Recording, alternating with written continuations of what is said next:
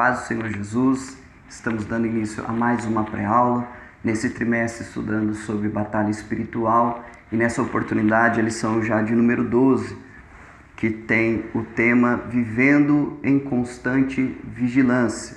O texto áureo se encontra em 1 Coríntios, capítulo 16, versículo de número 13, que diz: Vigiai, estai firmes na fé, portai-vos varonilmente e fortalecei-vos. O texto áureo diz: a vigilância na fé cristã significa permanecer acordado quanto à vinda de Cristo, atento no zelo de não se afastar de Jesus e perseverar na cautela contra os falsos profetas.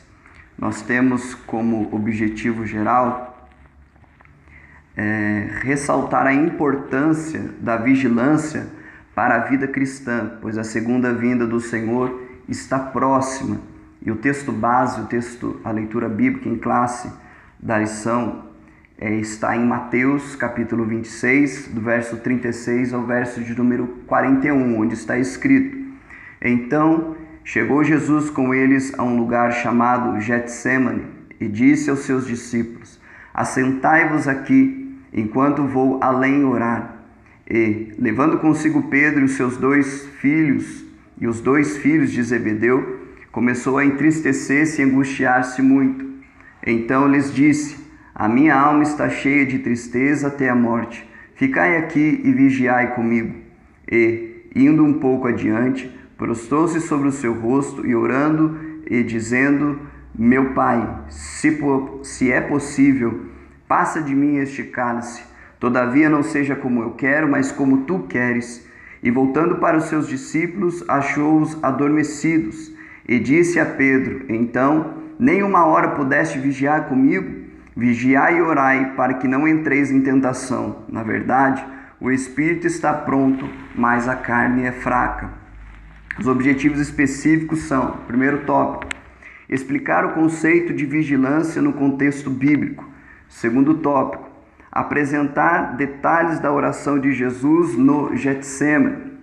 E o terceiro tópico, destacar a vigilância como um aspecto fundamental no exercício da fé cristã. Então, no primeiro tópico, o significado da vigilância, o alvo é que nós venhamos conseguir definir, conseguir explorar um pouco o termo vigiar, vigilância no texto das Escrituras Sagradas.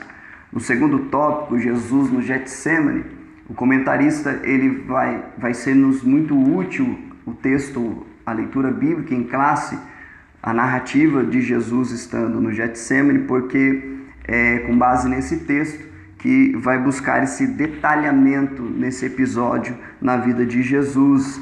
E o último tópico, a exortação à vigilância, o comentarista ele vai dar o desfecho da lição, enfatizando a vigilância no contexto escatológico, na vida cristã, ela associada à oração, como comumente nós vemos nas Escrituras, e esse conflito entre o espírito e a carne, como nós vimos no versículo 41 do capítulo 26 do Evangelho que escreveu Mateus. Primeiro tópico, o significado da vigilância.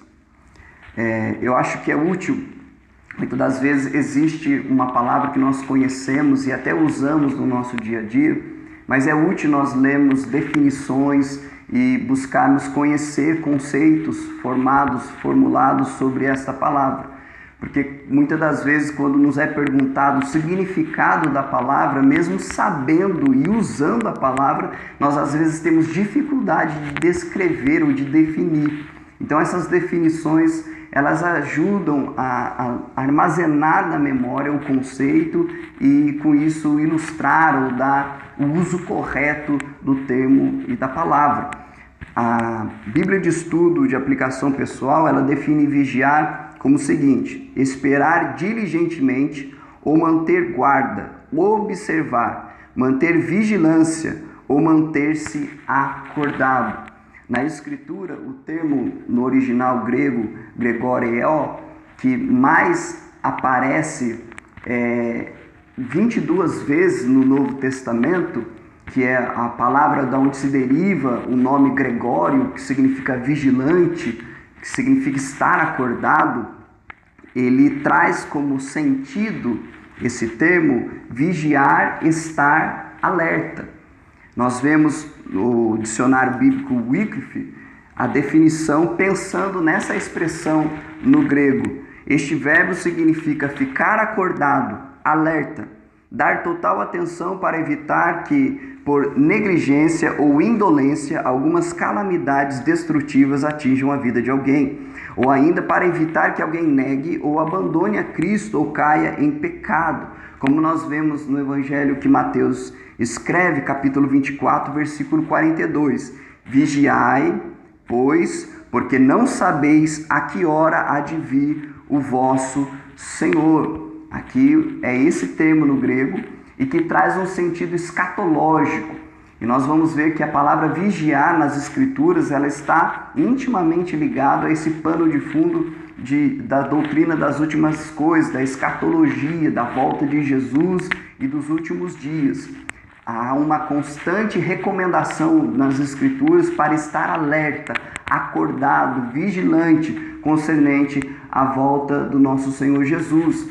Mas esse termo ele também é utilizado de forma mais geral, como, por exemplo, no capítulo 16 da primeira epístola de Coríntios, no versículo 13, está escrito: Vigiai, estais firmes na fé, portai-vos varonilmente e fortalecei-vos, que é o texto áureo da nossa lição de hoje.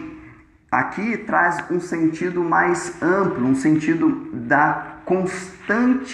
do constante estado de alerta que nós temos que estar durante a nossa vida cristã, estar firme na fé, vigilante para com o compromisso, para com as recomendações das Escrituras, estar atento, estar em prontidão, estar a serviço de Deus. Também há na Escritura um outro verbo que aparece apenas 4 vezes, que é agripneo, e ele também tem essa aplicação escatológica, como no Evangelho que Lucas escreve no capítulo 21, versículo de número 36, está escrito: Vigiai, pois, em todo o tempo, orando para que sejais havidos por dignos de evitar todas estas coisas que hão de acontecer e de estar em pé diante do Filho do Homem, dentro de uma perspectiva escatológica também aqui no texto. Mas esse verbo, ele também é conectado com a oração.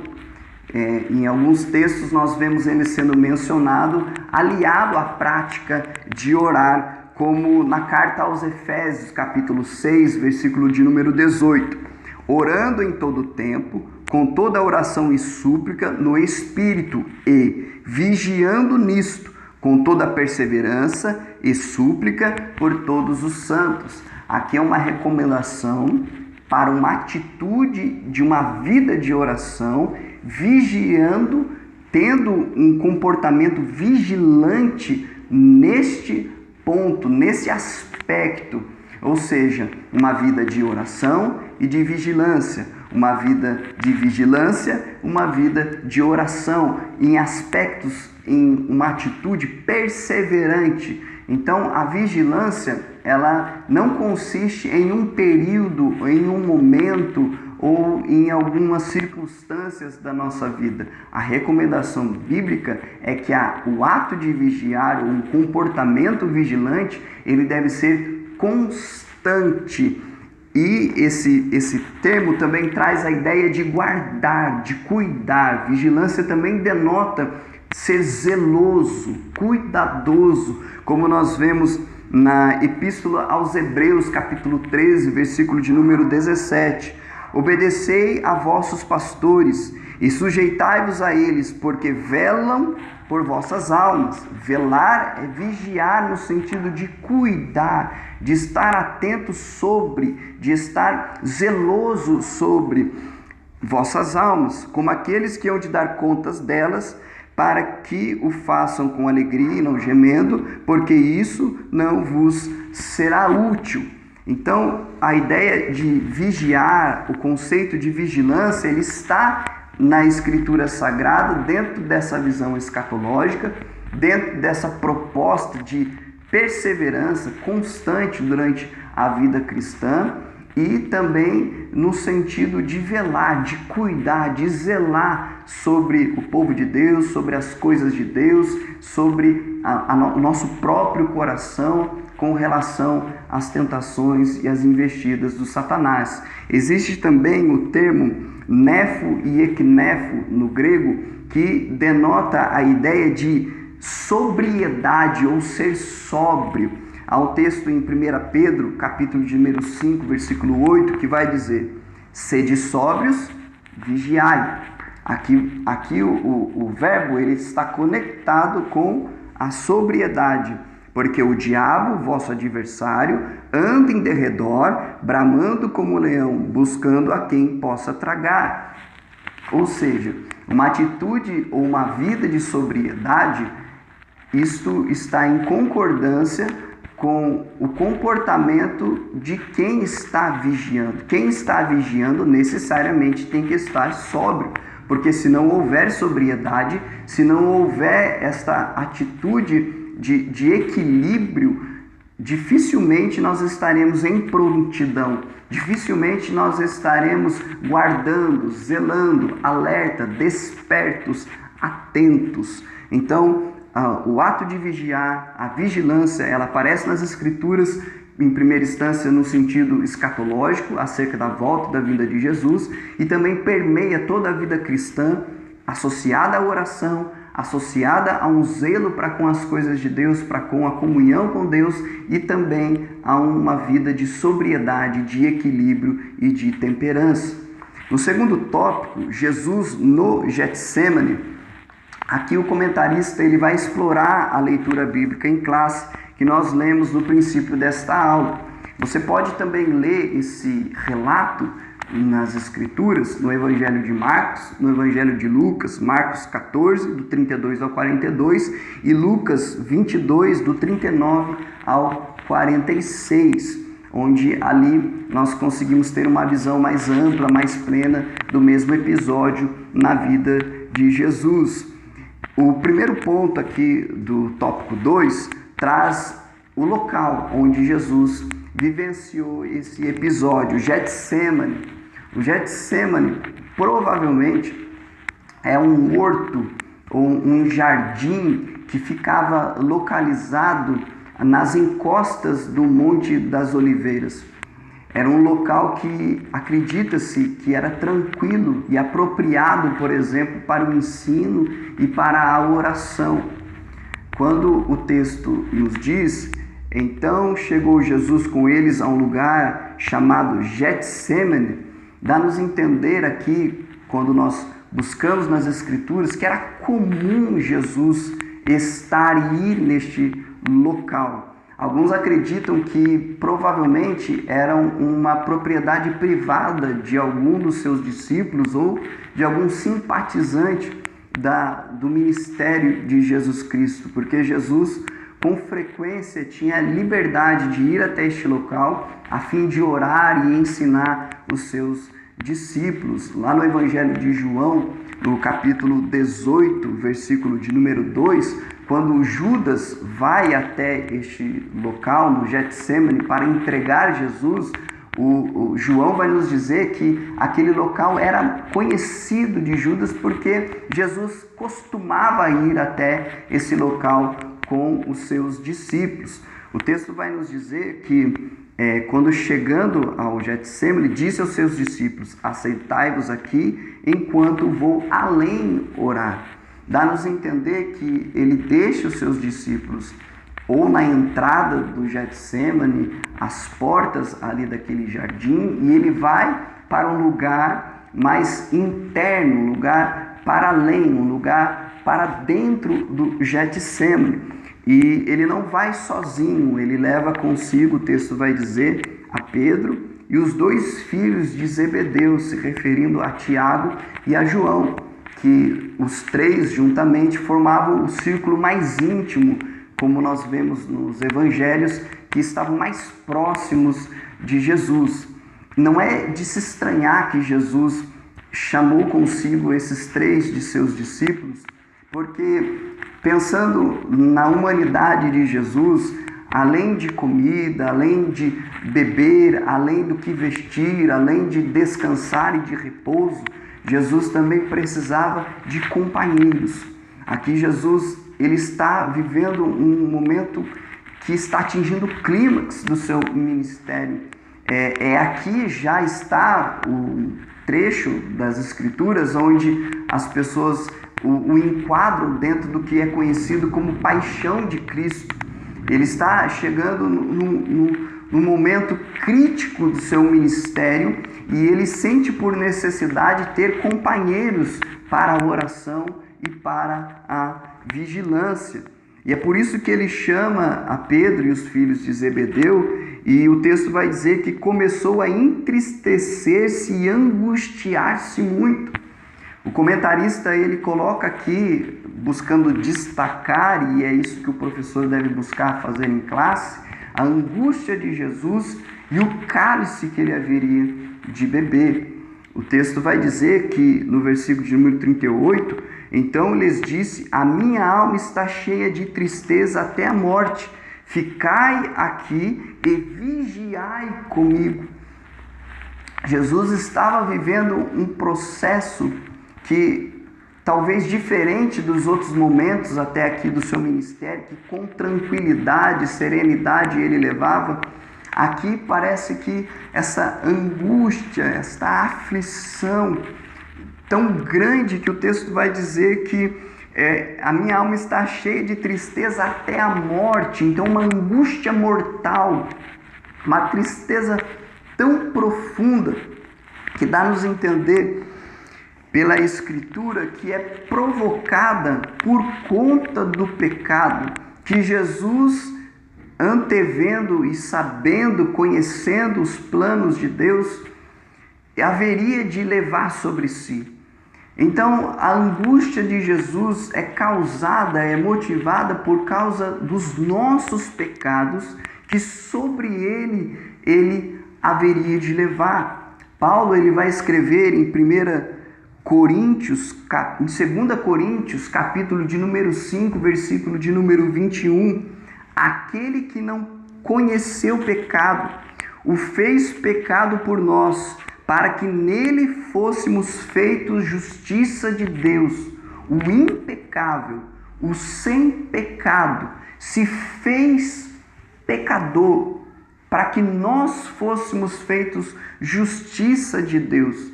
A angústia de Jesus estava em parte concentrada na realidade da obra da redenção, onde os pecados nossos foram depositados, foram imputados sobre Jesus, e ele sente essa angústia, porque ele estava prestes a beber o cálice, e um cálice horrendo.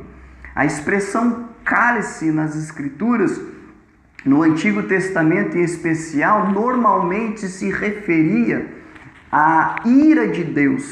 Quando o pecado, o nosso pecado é imputado, colocado sobre Jesus, é como se ali naquele momento Jesus se tornasse o objeto onde Deus derramaria da sua ira, o objeto da ira de Deus.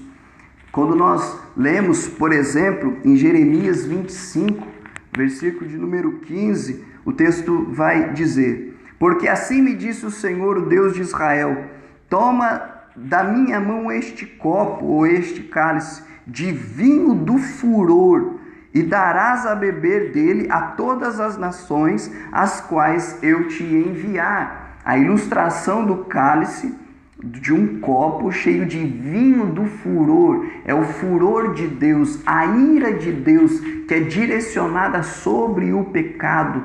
Então a angústia de Jesus era tão grande porque naquele momento ele sentia sobre ele o peso do pecado e a ira de Deus que haveria de ser derramada como um cálice que ele haveria de beber por conta dos nossos pecados. Jesus, além de se angustiar pelo pecado e por ser aquele que se tornará então o objeto da ira de Deus, a vida de Jesus agora neste momento se tornaria muito solitária. O texto nos diz que no versículo 39, e indo um pouco adiante, prostou-se sobre o seu rosto, orando e dizendo: meu Pai, se é possível, passa de mim este cálice. Todavia não seja como eu quero, mas como tu queres. Como um filho obediente, Jesus se sujeita. Como homem, sentindo as aflições, o Evangelho de Lucas vai dizer que a angústia, quanto mais a agonia de Jesus aumentava, mais ele orava, e que um anjo o confortava em suas orações. E também o texto vai dizer lá no Evangelho de Lucas que a angústia de Jesus era tão grande que seu suor se transformou, se verteu em grandes gotas de sangue que pingavam até o chão.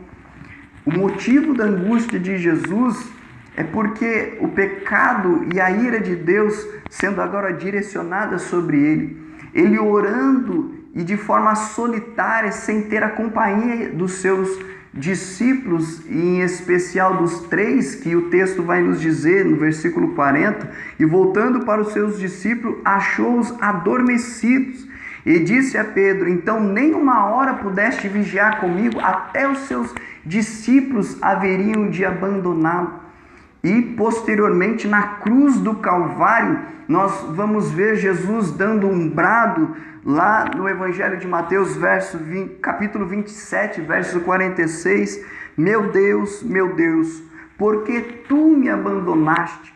É algo tão profundo que é tão difícil, há uma profundidade tão grande para que se possa entender e compreender estas palavras de Jesus, mas o que nos dá a entender é que Jesus esteve só, solitário, sendo como objeto, alvo da ira de Deus e tendo sobre ele os nossos pecados. Jesus não começa a sangrar nos açoites ou na cruz do Calvário. Jesus começa a sangrar pelos nossos pecados no Getsêmani, o seu suor como grandes gotas de sangue.